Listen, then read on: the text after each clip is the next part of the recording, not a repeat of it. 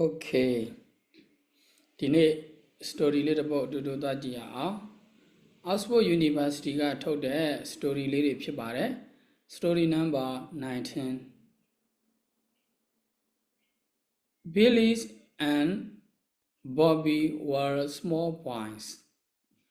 Billy and Bobby ကတဲ့ were ဖြစ်ခဲ့ကြတဲ့ small boy လူငယ်လေးတွေဖြစ်ပါတယ်တဲ့ Billy and Bobby were small boy. Billy နဲ့ Bobby ကလူငယ်လေးတွေဖြစ်ခဲ့ပါတယ်ဆိုလိုတာကတရားရင်းအနေနဲ့ပြန်မယ်ဆိုဖြစ်ခဲ့ကြတဲ့သူကလည်းအဲ့လိုပြန်ရတာပေါ့နော်တကယ်တမ်းလောလောကူကူပြန်မယ်ဆိုရင်တော့ Billy နဲ့ Bobby ကလူငယ်လေးတွေဖြစ်တယ် They were brothers and they often had a fight with each other. They were သူတို့ကဖြစ်ခဲ့ကြတယ် brothers ညီကိုတွေဖြစ်ပါတယ်သူတို့ကညီကိုတွေဖြစ်ပါတယ် and they often had a fight. They often မကြာခဏ had a fight ရန်ဖြစ်ကြတယ် which each other တယောက်နဲ့တယောက်မကြာခဏရန်တွေဖြစ်ကြပါတယ်ညီကိုဆိုတာမတဲ့အတူနေပေါ့အဲ့လိုပဲရန်ဖြစ်တယ်ဆိုတာခလေးတဘာဝပါညီကိုတွေမတဲ့အတူနေမကြာခဏသူတို့တွေကတယောက်နဲ့တယောက်ရန်ဖြစ်ကြတယ်တဲ့ Last Saturday their mother said to him I'm going to cook our lunch now. Last Saturday ပြီးခဲ့တဲ့စနေနေ့က their mother သူတို့ရဲ့အမေကဆက်ပြောခဲ့တယ်တဲ့သူတို့ကိုပြောခဲ့တယ်တဲ့ I'm going to cook ငါထမင်းချက်တော့မယ်အစားသောက်စရာချက်တော့မယ် our lunch ငါတို့နေ့လည်သားအတွက်ငါချက်တော့မယ်တဲ့ယခုငါနေ့လည်သားချက်တော့မယ်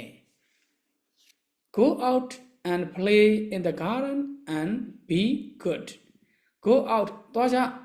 and ပြီးတော့မှ play ကစားကြ in the garden ဥယျာဉ်ထဲမှာကစားကြသွားအပြင်ထွက်ပြီးကစားကြဒီမှာမကစားတော့နဲ့ငါထမင်းချက်တော့မယ်ဆိုတဲ့သဘောပါ be good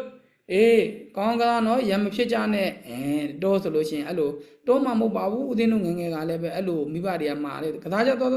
စားကြရံမဖြစ်နဲ့နော်ဆိုတဲ့သဘောပဲ be good ဆိုတဲ့သဘောတရားကလေနော် Yes mommy the 2 boys answer and they went out Yes mommy တဲ့ဟုတ်ကဲ့ပါမေမေတဲ့ The 2 brothers အဲ့ဒီညီကိုနှစ်ယောက်က answer ဖြေခဲ့တယ်တဲ့ and ပြီးတော့မှ they went out ဖြေပြီးတော့မှသူတို့ဥယျာဉ်ထဲကိုထွက်သွားကြတယ်ပေါ့အပြင်ထွက်သွားကြတယ်တဲ့ They played in the garden for half an hour and then their mother heard something They played သူတို့ကစားကြတယ်တဲ့ in the garden ဥယျာဉ်ထဲမှာကစားကြတယ်ပန်းခြံထဲမှာကစားကြတယ် for half an hour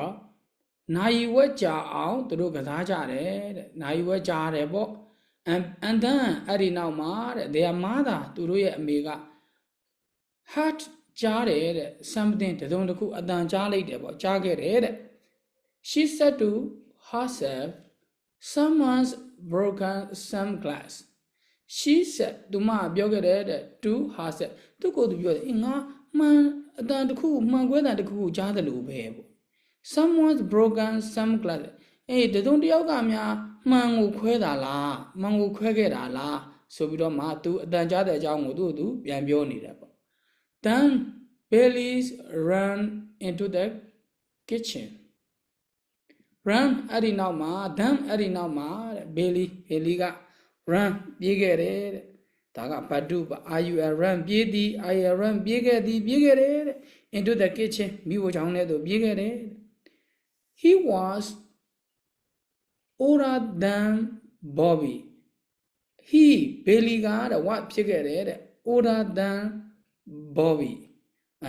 Bobby ထဲသူက Billy ကကြီးတာပေါ့ Bobby ကငယ်တာပေါ့older than me မင်းငါထက်ကြီးတယ် older than you အဲ့လိုသဘောမျိုးပေါ့ဟုတ်ပြီ Mommy he said Bobby broke a window in Mrs. Allen's house Mommy တဲ့မေမေတဲ့ he အဲ့ဒီ Billy က set ပြောခဲ့တယ်တဲ့Bobby's broken တဲ့ Bobby က broken ခွဲခဲ့တယ်တဲ့ a window ဘရင်ပေါက်ကို in Mrs. Helen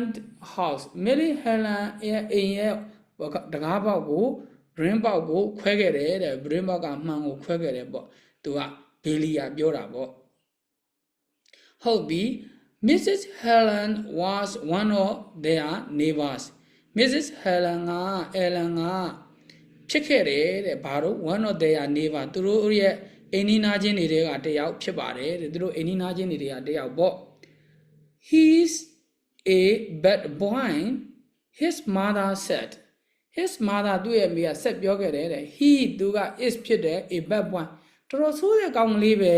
တော်တော်ဆိုးတဲ့ကောင်ကလေးပဲ how did he break it ဘလို့အဲ့ဒီမှန်ကိုခွဲခဲ့တာလဲဘလို့အဲ့ဒီမှန်ကိုခွဲခဲ့တာလဲဆိုတော့ I threw a stone at him Billy answered and he ducked I threw a stone at him ငါကတဲ့သူ့ကိုကြောက်တုံးနဲ့ပြစ်ခဲ့တယ်တဲ့နော်ကြောက်တုံးနဲ့ပြစ်ခဲ့တယ်တဲ့ Billy answer Billy ကအဲ့လိုဖြေခဲ့ပါတယ်ပြီးတော့မှ he duck duck duck ဆိုတာကသူကဘာလဲလို့ဆိုလို့ရှိရင်ပုံးရှောင်တာပြီးတော့မှသူကပုံးရှောင်ခဲ့တယ်တဲ့ကြောက်တုံးနဲ့ပြစ်ပြီးတော့မှပုံးရှောင်ခဲ့တယ်ပေါ့နော်အဲ့လိုများသောအားဖြင့်ညီကိုမောင်နှမသားချင်းဆိုတာငယ်တုန်းကအဲ့လိုအမတ်တရလေးတွေကတော့ရှိခဲ့ပါတယ်သူကအမြဲတမ်းလို့မကြာခဏရမ်းဖြစ်တယ်ဒါပေမဲ့ကလေးစိတ်ပေါ့အရင်လောက်ရတဲ့သူကအရင်တိုင်းတဲ့သဘောမျိုးလေးတွေရှိတယ်ပေါ့လူလဲတဲ့သူကပို့ပြီးမိဘကိုအရင်တိုင်းတာတကယ်တော့သူမဟုတ်တယ်လို့ပုံစံမျိုးနဲ့တိုင်တတ်တယ်ပါနော်